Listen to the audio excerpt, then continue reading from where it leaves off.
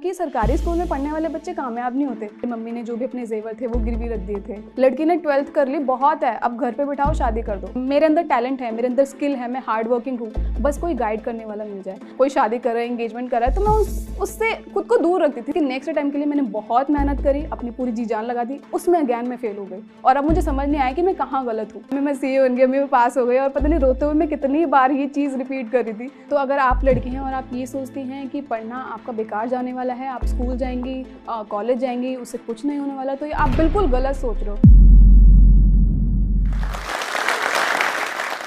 तो क्या आप एक लड़की हैं और आप पढ़ाई करते टाइम पर डीमोटिवेट होती हैं, आपको ये लगता है कि पढ़कर क्या करना है हमें, मतलब स्कूल कॉलेज जाकर क्या हो जाएगा, एंड में शादी तो करनी है, तो आप बिल्कुल गलत सोचती हैं। पढ़ाई आपके लाइफ में टर्निंग पॉइंट ला सकती है, जैसे मेरे लाइफ में लेकर आई है। हेलो एवरीवन, तो मैं अजफर हूँ और मैं एक चार्टर्ड अकाउंटेंट हूँ, सीए हूँ, और आज मैं आपको बताने वाली हूँ कि कैसे पढ़ाई ने मेरी लाइफ में एक टर्निंग पॉइंट लेकर आया। क्योंकि मैं जहाँ से उठकर आई हूँ वहाँ पर लड़कियों को पढ़ाने के लिए ज़्यादा सपोर्ट नहीं किया जाता है।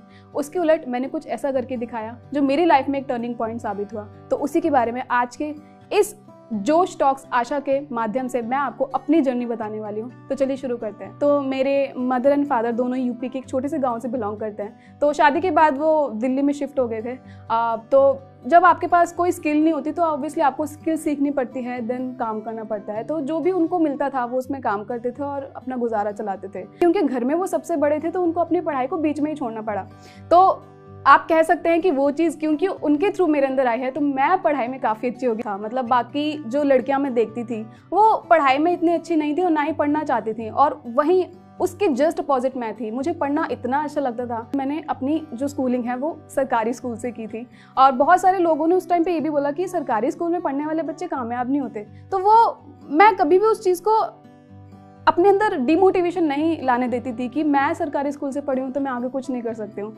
मेरे अंदर हमेशा से ये जज्बा था कि आपको पढ़ना होता है, चाहे कोई भी स्कूल हो। अगर आप पढ़ोगे तो ऑब्वियसली आप सक्सेसफुल हो ही जाओगे। एक्चुअली हमारे एक रिश्तेदार थे नहीं, मतलब अभी भी हैं, तो वो मेरे मम्मी के पास आकर बोलते थे कि क्या आप अपने बच्चों को सरकारी स्कूल में पढ़ा रहे हो, मतलब सरकारी स्कूल वाले बच्चे कहाँ सक्सेसफुल होते हैं। मुझे देखो, मैं तो अपने बच्चों को पब्लिक स्कूल में पढ़ाता हूँ, इंग्लिश मीडियम पढ़ाता हूँ, और सरकारी स्कूल वाले बच्चे कामयाब नहीं होते। तो मेरी मॉम तो ऐसा उनको कोई रिएक्शन देती नहीं थी, लेकिन हाँ उनके दिमाग में ये चीज़ ज़रूर चलती रहती थी कि सरकारी स्कूल और पब्लिक और प्राइवेट स्कूल में कोई फ़र्क नहीं है।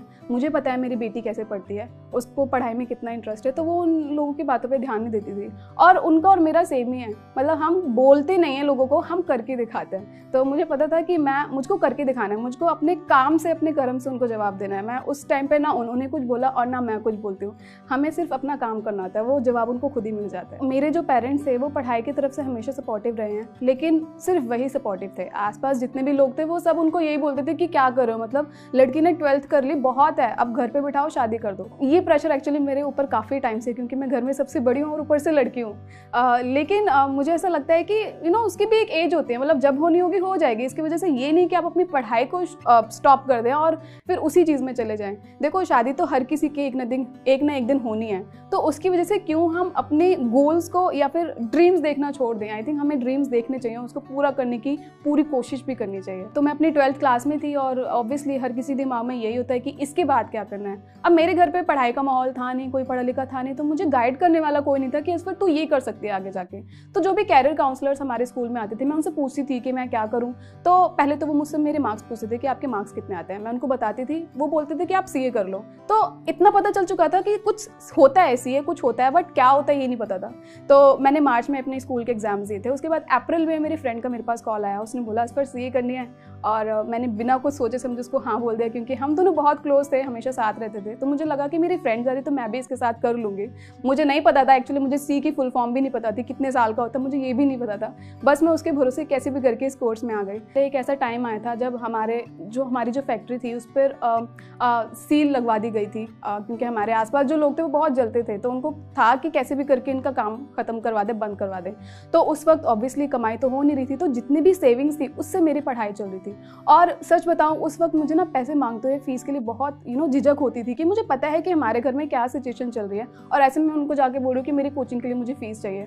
तो काफ़ी टाइम उनसे बोलती नहीं थी और घर में ही बैठी रहती थी और सोचती रहती थी कि मैं कैसे उनसे बात करूँ। उस वक्त जो भी हमारा खर्चा था वो सिर्फ सेविंग से ही चल रहा था।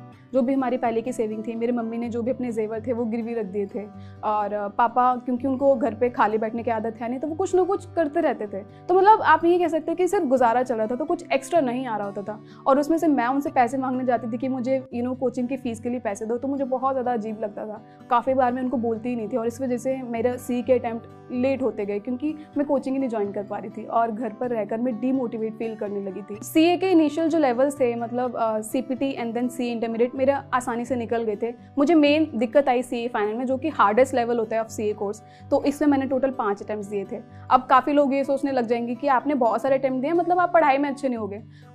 तो जब भी मैंने जो भी अटैम्प्ट दिया है मैंने अपनी तरफ से पूरी कोशिश करी है। लेकिन हाँ, मैं ये कह सकती हूँ कि जो फर्स्ट अटैम्प्ट था ना मेरा, उस वक्त मैं बहुत ज़्यादा सीरियस नहीं थी। मतलब मैं पढ़ाई करी थी, पूरी करी थी, बट उतनी ज़्यादा सीरियसनेस मेरे अंदर नहीं आई थी। तो जैसे ही रिजल्ट आया मुझे पता था कि मैं फेल होने वाली हूँ and I was prepared for that. लेकिन हाँ, उसके नेक्स्ट अटैम्प्ट के लिए मैंने बहुत मेहनत करी, अपनी पूरी जी जान लगा दी। उसमें अगैन मैं फेल हो गई और अब मुझे समझ नहीं आया कि मैं कहाँ गलत हूँ। तो मेरे अंदर एक चीज़ रही है कि मैं कभी भी रोई नहीं हूँ जब भी मैं फेल हुई हूँ। इंस्टेड मैं हमेशा रोई हूँ जब मैं पास हुई हूँ। तो जब सेकंड टाइम में आकर मैं फेल हुई ना, उसके बाद मैंने खुद को एनालाइज करा कि मैं कहाँ पर गलत कर रही हूँ, क्या चीज़ मुझे ठीक करनी है। मैंने उन चीज़ों पर फोकस करा और मैंने अपनी वीकनेस को अपनी स्ट्रेंथ बनाने का ट्राई किया और जिसकी वजह से मुझे पता चल गया कि यहाँ पर मैं गलत हूँ, इस पर तो ये ठीक कर लेगी ना तो तू पास हो जाएगी। जब मैं सीए फाइनल में लगातार फेल हो रही थी, ऑब्वियसली उस वक्त मेरी एक एज ऐसी आ चुकी थी जहाँ मेरे बराबर की लड़कियों की शादियाँ हो रही थी और मुझ पर भी प्रेशर आने लगा था कि मैं भी सेटल हो जाऊँ जल्दी, बट मुझे सीए करनी थी। तो मुझे थोड़ा सा बनाना पड़ा, थोड़ा सा उन चीज़ों को साइड रखना पड़ा, क्योंकि एक होता है ना कि आजकल इंडियन सोसाइटी में अगर आपके एक बार शादी हो जाती है उसके बाद फिर आपकी लाइफ खत्म हो जाती है। तो मुझे ये था कि कोई नहीं, देर सवेर हो जाएगी, बट एटलीस्ट अभी मैं अपने करियर पे फोकस करूँ। तो वो जो भी थॉट्स थे ना नेगेटिव, मैं उसको साइड में रख देती थी, मैं बात ही नहीं करती थी उसके बारे में। और उस वक्त मैंने सोशल मीडिया देखना भी बंद कर दिया था, क्योंकि आए दिन सोशल मीडिया पर लोग कुछ ना कुछ पोस्ट करते रहते हैं। कोई घूमने जा रहा है, कोई शादी कर रहा है, एंगेजमेंट कर रहा है, तो मैं उससे खुद को दूर रखती थी। मुझे था कि अभी मेरा जो टाइम है वो सिर्फ पढ़ने का है, तो मैं सिर्फ पढ़ाई पर फोकस करूँ। वो बात की चीज़ें हैं, वो बाद में हो जाएंगे।